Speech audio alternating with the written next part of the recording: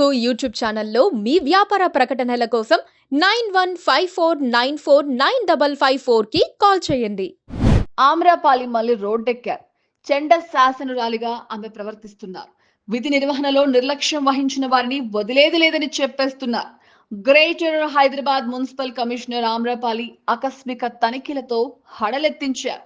ఇటీవల సీఎం రేవంత్ రెడ్డి ఆమ్రపాలిని GHMC commissioner గా నియమించారు. అంతేకాకుండా క్షేత్ర స్థాయిలో పర్యటించాలని ప్రభుత్వ శాఖల కార్యదర్శులు, సీనియర్ ఐఏఎస్లకు సూచించారు.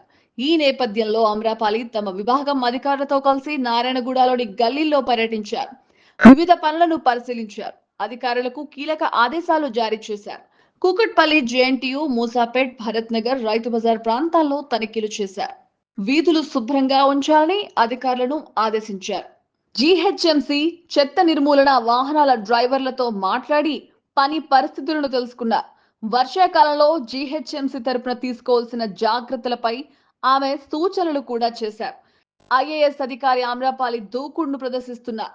స్వయంగా రంగంలోకి దిగి నగరంలో మౌలిక వసతుల వ్యవహారాన్ని పరిశీలిస్తున్నారు. పరిస్థితులపై ఫ్యాక్ట్ చెక్ సందర్భంగా నగరంలో తిరిగారు. అప్పుడు ఆమె జీన్స్ ప్యాంట్, స్లీవ్లెస్ టీ-షర్ట్ వేసుకుని కనిపించారు. ఐఏఎస్ మహిళా అధికారి ఏంటి, ఇలాంటి డ్రెస్ ఏంటన్న ప్రశ్నలు కూడా తలెత్తాయి. ఇక దీనిపై విమర్శలు కూడా వచ్చాయి.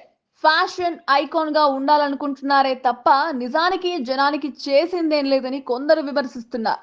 ఎందుకంటే ఆమె వచ్చి హడావుడి చేశారే తప్ప జీహెచ్ఎంసీ కార్మికులు కనీస వసతులు కూడా లేకుండా పనిచేస్తున్నారని ఆమె గుర్తించలేకపోయారు అన్నది ప్రధాన ఆరోపణ.